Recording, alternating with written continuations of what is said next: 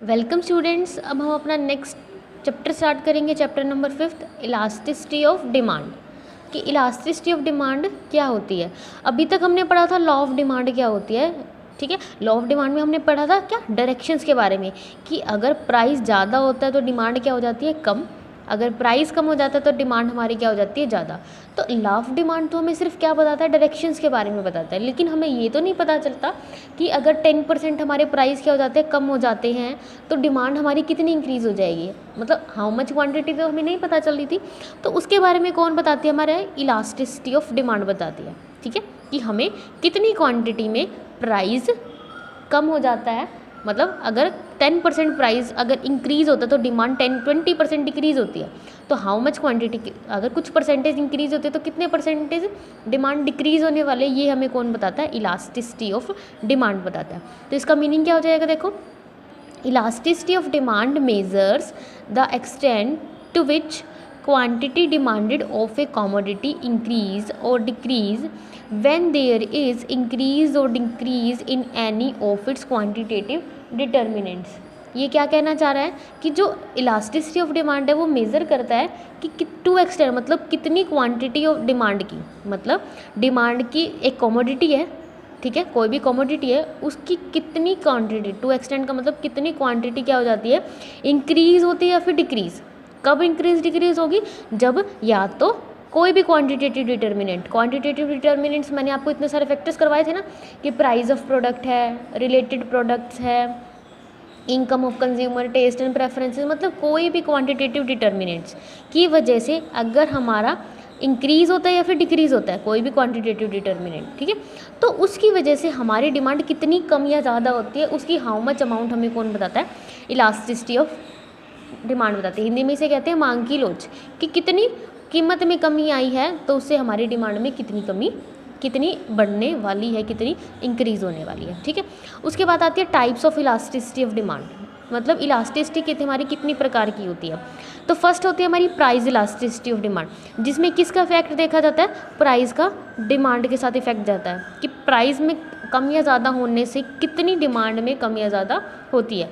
Income elasticity में किसका देखा जाता है, इनकम का डिमांड के साथ, अगर इनकम इंक्रीज़ होती है तो कितने परसेंट डिमांड इंक्रीज़ होने वाली है, अगर 10% इनकम डिक्रीज़ होने वाली है तो कितने परसेंट डिमांड क्या होने वाली है, डिक्रीज़ होने वाली है। ठीक है, उसके बाद है हमारी cross elasticity of demand. Cross elasticity का मतलब क्या होता है, कि जैसे प्राइस में तो हमने क्या देखा था, प्राइस इलास्टिसिटी, जो हम प्रोडक्ट खरीद रहे हैं उस प्रोडक्ट का प्राइस, इसमें हम किसका देखेंगे, रिलेटेड प्रोडक्ट। ठीक है, कि जो रिलेटेड प्राइस है हमारा, उसका हमारी प्राइस कम या ज़्यादा होने से डिमांड के ऊपर क्या फ़र्क पड़ेगा। जैसे अगर टी के प्राइस बढ़ जाते थे तो हम क्या करते थे, कॉफ़ी ख़रीदना स्टार्ट कर देते थे ना। तो इट मीन्स अगर टी के प्राइजेज इंक्रीज़ हो जाते तो कितने परसेंट कॉफ़ी की डिमांड क्या होने वाली है, इंक्रीज़ होने वाली है, वो हम कहाँ पे देखते थे, क्रॉस इलास्टिसिटी ऑफ डिमांड में। ठीक है, लेकिन आज हम क्या पढ़ेंगे, फर्स्ट के बारे में पढ़ेंगे, एक्सप्लेन में, कि प्राइस इलास्टिसिटी ऑफ डिमांड क्या होती है। ठीक है, देखो प्राइस इलास्टिसिटी ऑफ डिमांड का मैंने आपको पहले भी बताया कि जो हमारे प्राइस में जितने परसेंट चेंज हुआ है, मान लो 10% प्राइस इंक्रीज है तो कितने परसेंट डिमांड डिक्रीज होने वाली है, उस परसेंटेज के बारे में कौन बताता है, हमारे प्राइस इलास्टिसिटी ऑफ डिमांड बताती है। ठीक है, देखो price elasticity of demand is percentage change in demand divided by the percentage change in price. Price elasticity of demand क्या होती है, percentage change in demand divided by percentage change in price, ये उसका फॉर्मूला होता है। ठीक है, it tell us about, ये कि हमें क्या बताता है, percentage fall in demand due to the percentage rise in price, कि अगर हमारी कुछ परसेंट डिमांड कम हो जाती है वो किसकी वजह से होती है, क्योंकि कुछ परसेंटेज प्राइजेस क्या हो जाते हैं, इंक्रीज हो जाते हैं। समझ में आ गया, ऐसे ही अपोजिट हो जाएगा कि अगर हमारे प्राइजेस कुछ परसेंट कम हो जाते हैं तो हमारी डिमांड भी कुछ परसेंट क्या हो जाएगी, इंक्रीज हो जाएगी। तो इट मीन्स हमें इसमें किस चीज़ का रिलेशन बताया गया, प्राइस का डिमांड के साथ रिलेशन बताया गया। ठीक है, उसकी क्वांटिटी बताई जाती है कि कितने परसेंट इंक्रीज या फिर डिक्रीज होता है। और हमने पढ़ा भी था कि देखो प्राइस का हमारा क्या होता है, डिमांड के साथ इनवर्स रिलेशन होता है, इनडायरेक्ट रिलेशन होता है ना। देखो मैंने आपको बताया था रिलेशन के बारे में भी, नेगेटिव रिलेशन होता है, इसलिए यहाँ पे फॉर्मूले में क्या लगा दिया जाता है, नेगेटिव लगा दिया जाता है, क्योंकि इनका जो रिलेशन होता है वो क्या होता है, नेगेटिव रिलेशन होता है, इनवर्स रिलेशन होता है। इसलिए फॉर्मूले में क्या आ जाएगा, minus percentage change in demand divided by percentage change in prices. इससे हमारी क्या निकल जाएगी, इलास्टिसिटी ऑफ डिमांड निकल जाएगी। और इलास्टिसिटी ऑफ डिमांड को हम ईडी से क्या करते हैं, डिनोट करते हैं। ठीक है, उसके बाद हमारा जो मेन इंपॉर्टेंट आता है वो क्या होता है, degree of price elasticity of demand, कि जो हमारी प्राइस इलास्टिसिटी ऑफ डिमांड है उसकी डिग्रीज कितनी है। हमारी टोटल कितनी है, 5 डिग्रीज हैं। तो फर्स्ट डिग्री कौन सी, हमारी perfectly elastic demand. Perfectly elastic का मतलब कि अगर थोड़ा सा भी चेंज हो जाता है, अगर प्राइस में कुछ चेंज हुआ तो हमारी डिमांड के ऊपर बहुत ज़्यादा इफेक्ट पड़ने वाला है। जैसे when demand is infinite at the prevailing price, मतलब परफेक्टली इलास्टिक डिमांड एक ऐसी सिचुएशन होती है जहाँ पे हमारी जो डिमांड होती है वो क्या होती है, इन्फिनिटी होती है। देखो मैं आपको पहले डायग्राम से समझाती हूँ। देखो ये आपका क्या है, डायग्राम है। अगर आपका प्राइस 4 है तो उस 4 रुपीज़ के प्राइस के ऊपर आपकी डिमांड क्या रहेगी, इन्फिनिटी रहेगी। 4 प्राइसेस के ऊपर आपकी 10 यूनिट्स भी बिकती रहेंगी, 30 भी एंड सोन बिकती रहेंगी। अगर आपका प्राइस 4 रहता है तो डिमांड हमारी इन्फिनिटी चलती रहेगी। बट अगर आपका प्राइस इंक्रीज़ हो जाता है या फिर डिक्रीज़ हो जाता है, तो थोड़ा सा प्राइस इंक्रीज डिक्रीज़ होते डिमांड आपकी क्या हो जाएगी, बिल्कुल ज़ीरो हो जाएगी। कोई भी आपसे कोई भी प्रोडक्ट नहीं खरीदेगा, चाहे वो इंक्रीज़ हो या फिर डिक्रीज़ हो, दोनों में से हो सकता है।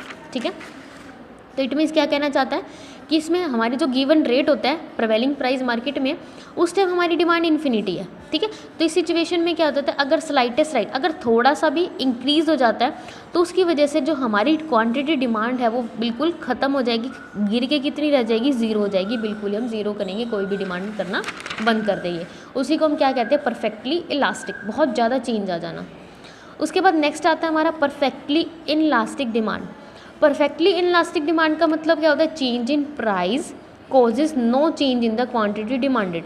इट मीन्स प्राइजेस में चेंज होता है। जैसे नॉर्मल प्राइस मैंने आपका बना के चला कि 4 है, अगर प्राइस इंक्रीज़ हो जाए 6 हो जाए या फिर डिक्रीज़ हो जाए 2 हो जाए, लेकिन आपकी डिमांड के ऊपर कोई फ़र्क नहीं पड़ेगा। पहले भी आप 4 यूनिट परचेज़ कर रहे थे और अभी भी 4 यूनिट ही परचेज़ करोगे, डिमांड में आपका कोई चेंज नहीं आने वाला। उसको हम क्या बोलेंगे, परफेक्टली इनलास्टिक। ठीक है, उसको हम क्या बोलेंगे, परफेक्टली इनलास्टिक। जैसे इसका एग्जाम्पल लेते हैं, अगर आप क्या लेते हो, सॉल्ट लेते हो। ठीक है, सॉल्ट क्या होता है, अब आपको चाहे वो 10 रुपीज़ का मिले, 20 का मिले या फिर 30 का मिले, अब आपको वो ज़रूरत है, नमक के बिना काम नहीं चलेगा। आप उसकी कंटिन्यू क्या करते रहोगे, डिमांड करते रहोगे। ठीक है, तो उसका डिमांड के ऊपर कोई भी फ़र्क नहीं पड़ता, प्राइस कम या ज़्यादा कितने भी हो जाए। ठीक है, उसके बाद हमारा थर्ड आता है यूनिटरी इलास्टिक डिमांड। देखो यूनिटरी का मतलब होता है वन, कि इलास्टिसिटी ऑफ डिमांड होगी, मतलब डिमांड चेंज होने वाली है, बट यूनिटरी इक्वल वे में। ठीक है, तो इसका मतलब क्या होता है, when change in quantity demanded due to change in price of a commodity is such that, it means क्या होता है कि हमारी डिमांड में चेंज होने वाला है किसकी वजह से, कॉमोडिटी के प्राइस की वजह से। लेकिन चेंज किस तरह से होगा कि जितना हम टोटल एक्सपेंडिचर करने वाले हैं, मतलब टोटल जितना हम खर्चा करने वाले हैं या फिर जितना पैसा हम लगाना चाहते हैं किसी एक कॉमोडिटी पे, वो हमारा क्या होएगा, रिमेन कॉन्स्टेंट, हमेशा सेम रहने वाला है। ठीक है, जैसे एग्जाम्पल से देखो, टोटल एक्सपेंडिचर का मतलब क्या होता है, टोटल क्वांटिटी परचेज, कितनी क्वांटिटी आप परचेज कर रहे हो और प्राइजेज आपका कितना है। समझ में आया कि क्वांटिटी आपने कितनी परचेज करी और उस क्वांटिटी का प्राइस कितना है। ठीक है, उसको हम क्या बोलेंगे, टोटल एक्सपेंडिचर ही बोलेंगे। समझ में आया। तो इसमें क्या होता है, जितनी आपकी प्राइजेज में कमी आई उतनी ही आपकी क्या हो जाएगी, डिमांड ज़्यादा होने वाले। यहाँ पे आपका टोटल एक्सपेंडिचर क्या रहने वाला है, सेम रहने वाला है। ठीक है, फॉर एग्जांपल आपके 5 रुपीज़ के प्राइजेस थे। ठीक है, उस टाइम आप 4 यूनिट्स को परचेज़ करते थे, तो टोटल एक्सपेंडिचर कितना हो गया, टोटल यूनिट आपने कितनी खरीदी 4 और 5 का आपका प्राइस है, तो कितने हो जाएगा, टोटल एक्सपेंडिचर कितना हुआ, 20 हुआ। लेकिन अगर आपका प्राइजेस कम हो जाते हैं, 4 हो जाते हैं, तो आप क्या करोगे, डिमांड ज़्यादा करोगे। मान लो आपने 5 यूनिट की डिमांड करी, तो भी मल्टीप्लाई करके कितना आएगा, 20 आएगा। मतलब टोटल एक्सपेंडिचर तो क्या है, सेम है। डिमांड प्राइजेस कम होने से डिमांड ज़्यादा हुई है, लेकिन आपका टोटल एक्सपेंडिचर क्या रहा है, सेम। तो इसे हम क्या कहेंगे, यूनिटरी इलास्टिक डिमांड बोलेंगे। समझ में। उसके बाद नेक्स्ट आता हमारा greater than unitary elastic. Greater than unitary elastic का मतलब भी क्या रहेगा, देखो अगर डिमांड में चेंज हो रहा है प्राइस की वजह से ही होगा, लेकिन इसमें हमारा क्या होगा, टोटल एक्सपेंडिचर क्या हो जाएगा, हमारा इंक्रीज़ हो जाएगा जब हमारे प्राइजेस क्या हो जाते हैं, कम। समझ आया कि अगर आपके प्रोडक्ट के प्राइजेस कम हो गए तो आप टोटल एक्सपेंडिचर क्या करोगे, ज़्यादा करोगे। देखो ग्रेटर देन यूनिटरी का मतलब एक्सपेंडिचर ज़्यादा हो जाएंगे, इसे याद रख लो। लेकिन अगर आपके प्राइजेस ज़्यादा हो जाते हैं तो आप टोटल एक्सपेंडिचर क्या करोगे, कम करोगे। देखो इसको डायग्राम से समझाती हूँ मैं। देखो आपका इसमें ग्रेटर देन यूनिटरी का मतलब क्या है कि प्राइजेस थोड़े से कम होंगे लेकिन डिमांड आपकी बहुत ज़्यादा इंक्रीज़ होने वाली है, इसी को हम क्या बोलते हैं, ग्रेटर देन यूनिटरी। और इसका दूसरे वे में से हम कैसे कह सकते हैं कि हम प्राइजेस कम होने की वजह से हम क्या करेंगे, टोटल एक्सपेंडिचर ज़्यादा करेंगे। ठीक है, देखो अगर टोटल एक्सपेंडिचर के पॉइंट ऑफ व्यू से पढ़ाऊँ, देखो ये वाला तो मैंने आपको बता दिया कि थोड़ा सा चेंज हुआ प्राइस में, कमी थोड़ी सी आई लेकिन डिमांड बहुत ज़्यादा इंक्रीज़ होगी। लेकिन टोटल एक्सपेंडिचर से देखें तो पहले हम 5 यूनिट परचेज करते थे, अब 20 यूनिट्स, टोटल एक्सपेंडिचर वो 100। लेकिन अगर प्राइजेस 4 हो जाते तो हमने 40 यूनिट्स को परचेज करना स्टार्ट कर दिया, इट मीन 160 हमारे क्या हो गया, टोटल एक्सपेंडिचर होगा। इट मीन्स देखो प्राइजेस कितना हुआ, 1 यूनिट का फर्क आया लेकिन टोटल एक्सपेंडिचर हमारा बहुत ज़्यादा इंक्रीज़ हो गया, 160 हो गया। इसी को हम क्या करेंगे, ग्रेटर देन यूनिटरी। उसके बाद आता है less than unitary. Less than unitary का मतलब होगा सेम वही है कि डिमांड हमारी क्या है, इलास्टिक रहेगी, क्योंकि वहाँ पे हमारी डिमांड चेंज हो जाती है, क्योंकि प्राइजेस में क्या आ जाता है, चेंज आता है। लेकिन प्राइजेस में चेंज कैसा आएगा, क्योंकि टोटल एक्सपेंडिचर हमारा अगर डिक्रीज़ हो जाता है तब हमारे प्राइजेस फॉल हो जाते हैं। यहाँ पे आपको क्या समझाने की कोशिश कर रहे हैं कि अगर आपके प्राइजेस इंक्रीज़ हो जाएंगे तो आपका टोटल एक्सपेंडिचर भी इंक्रीज़ हो जाएगा, अगर आपके प्राइजेस कम हो जाएंगे तो टोटल एक्सपेंडिचर भी कम हो जाएगा। ठीक है, देखो पहले टोटल एक्सपेंडिचर का पॉइंट देखते हैं कि अगर आप 5 रुपीज़ आपका प्राइस है तो आप 20 यूनिट्स की परचेज करते हैं, तो इट मीन्स क्या हो गया, टोटल एक्सपेंडिचर आपका 100 हो गया। लेकिन अगर प्राइजेस कम हो जाते हैं, 3 रुपीज़ प्राइजेस हो जाते हैं, उस टाइम आप 30 यूनिट्स की परचेज करते हो तो उस टाइम आपका कितना हो गया, 90 रुपीज़ हो गया। तो इट मीन्स देखो प्राइजेस में ज़्यादा, प्राइजेस भी डिक्रीज़ हुए और टोटल एक्सपेंडिचर भी आपका क्या हो गया, डिक्रीज़ हो गया। तो ये आपका क्या आ जाएगा, लेस देन यूनिटरी। या फिर दूसरे वे से समझने की कोशिश करो कि यहाँ पे आपका प्राइजेस का इफेक्ट तो ज़्यादा होता है, मतलब प्राइजेस तो बहुत ज़्यादा डिक्रीज़ होने वाले हैं लेकिन डिमांड हमारी कम इंक्रीज़ होने वाली है, उसी को हम क्या बोलते हैं, लेस देन यूनिटरी बोलते हैं। ठीक है, आई होप आपको समझ आया होगा।